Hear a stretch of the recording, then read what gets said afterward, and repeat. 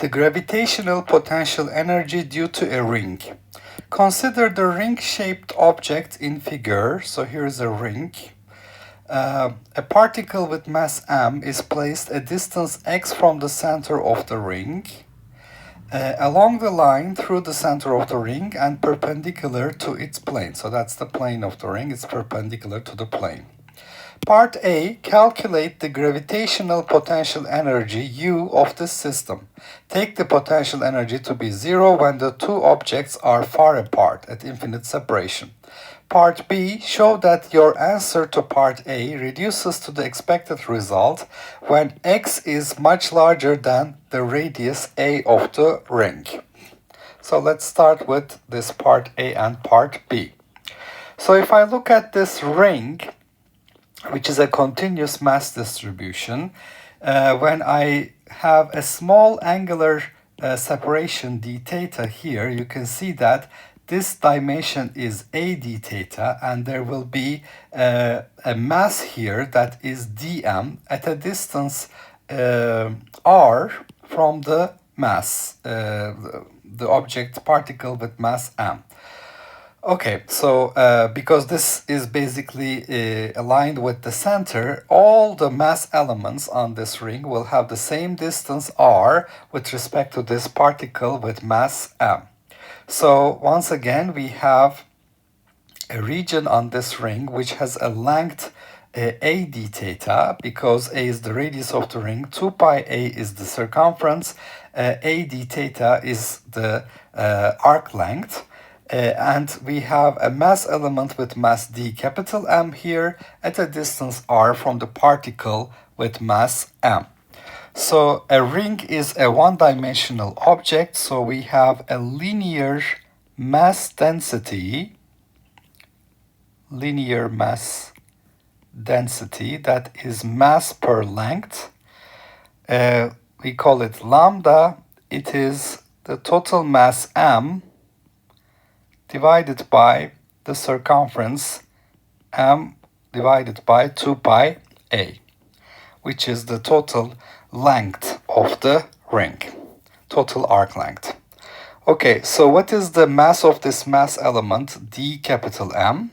It is lambda times the arc length ds, which is lambda times a d theta, which is, because we already have an a here, a's will cancel, capital M divided by 2 pi d theta. That is the mass of this mass element. Now the potential energy of this mass element will be minus g, universal gravitational constant, mass of the particle, mass of the mass element dm divided by the distance between them r. And you can see from this triangle that x squared plus a squared is equal to r squared. So r squared is a squared plus x squared. So for the potential energy contribution from this mass element, we can write minus g m capital M divided by 2 pi square root a squared plus x squared d theta. All right. So for dm, I have substituted m over 2 pi d theta, and for r, I substituted square root of a squared plus x squared. The total potential energy as a function of x will be the integral over the full length of the ring, du, which will be achieved by varying the angle from 0 to 2 pi. Theta will go from 0 to 2 pi, minus g m capital M divided by 2 pi a squared plus x squared square root d theta.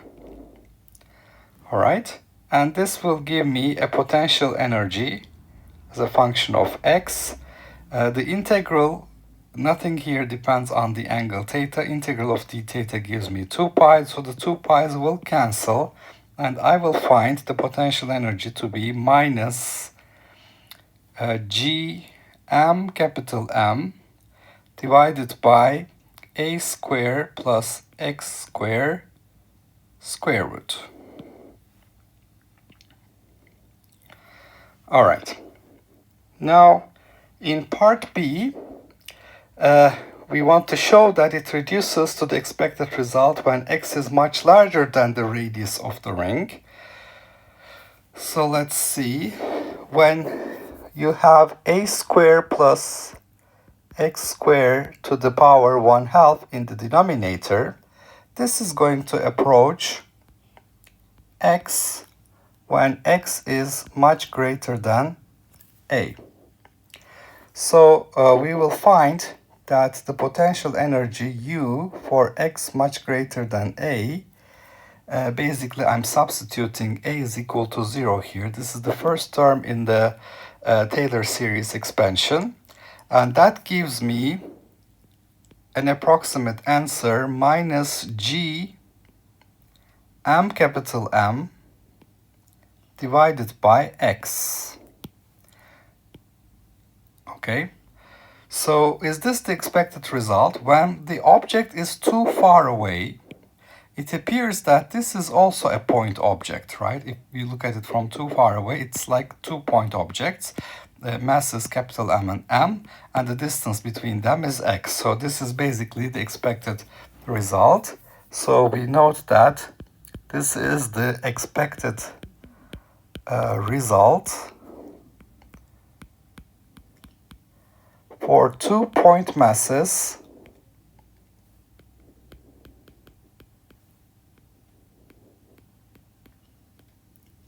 M and capital M separated by a distance x. All right. Now part C, use f of x equals minus du dx to find the magnitude and direction of the force on the particle. Okay, f x is minus du dx because this is a conservative force. This is minus d dx of g m capital M a square plus x square to the power minus 1/2. So that minus 1/2 comes up front. So I have minus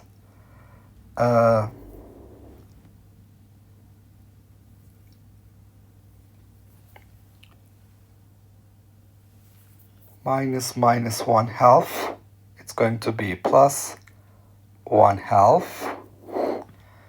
And then I have 2x from a square plus x square, and a square plus x square to the power minus 3/2, capital G M, capital M. The 2's will cancel, and I will be left with a force that is G M, capital M, x divided by a square plus x square to the power 3/2. All right, so this is an attractive force.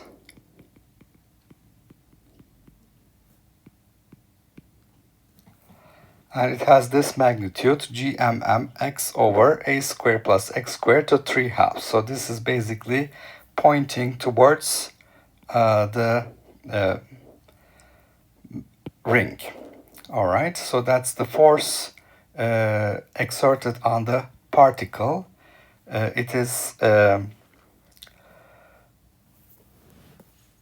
basically given by minus du dx. So for u, I have substituted the answer I have found here. And by taking the so there is one mistake here. This is minus d dx of minus gmm. All right, so there is a minus sign remaining here, and this is minus, which is basically implying that it is pointing in minus I hat direction.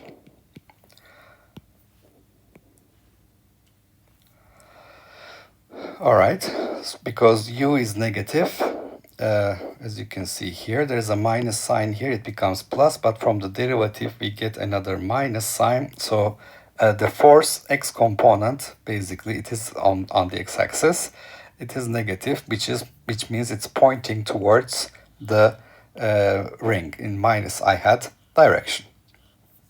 Now, show that your answer to part C reduces to the expected result when x is much larger than a. Okay. Fx is minus gm capital M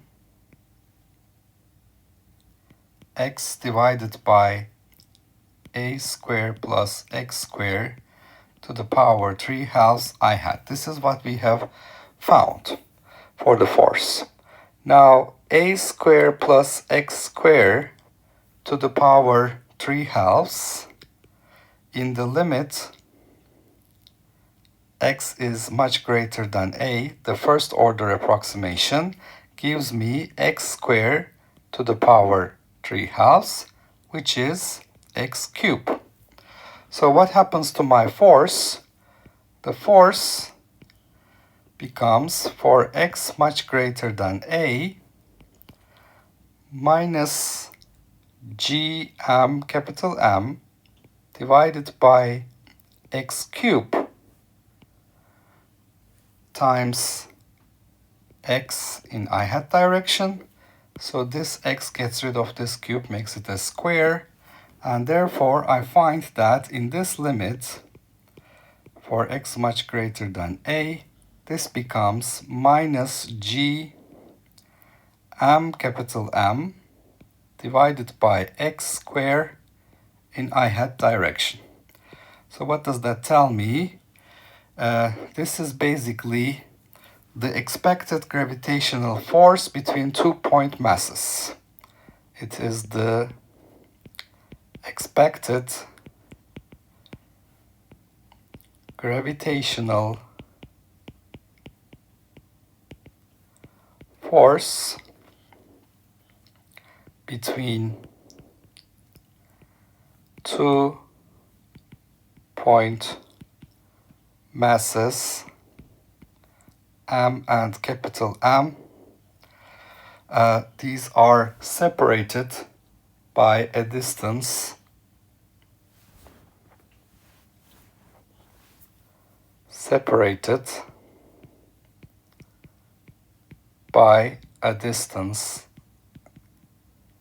x. All right. Now part E. What are the values of the potential energy and the force when x is equal to 0? Explain why these results make sense. Okay, let's look at the limit x equals to 0. The potential energy when x is equal to 0 is minus g m capital M divided by a squared plus x squared square root evaluated at x equals to 0. It is potential energy at x equals 0 minus g m capital M divided by a. So that is the limiting value of the potential energy for x equals 0. How about the force? The force evaluated at x equals 0 is minus gm capital M x divided by a squared plus x squared to 3/2 I had evaluated at x equals 0, which gives me a force x equals 0 to be 0.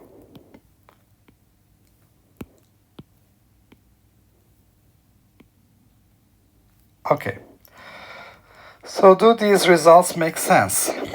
Now, since each ring mass element dm is at a distance a from the point mass m, when x is equal to 0, this is brought all the way here. So each mass element is at a distance a.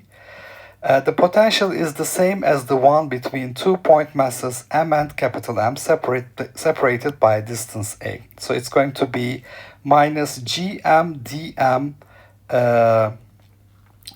divided by a for each of them. And when you integrate it over the whole ring for all dm's, add up all the dm's, we get total mass capital M. So it is minus gmm divided by a. So this makes sense.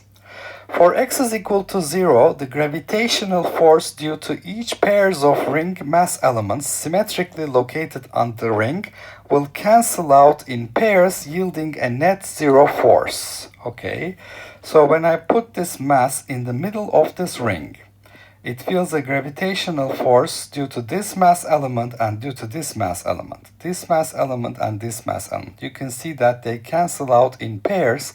So the net force acting on this mass will be 0. It will be at equilibrium. It will not be under the influence of a net force. Okay, so to summarize, in this problem, we've looked at a ring with mass capital M, radius a, and a point mass m separated a distance x from the center of the ring perpendicular to its plane.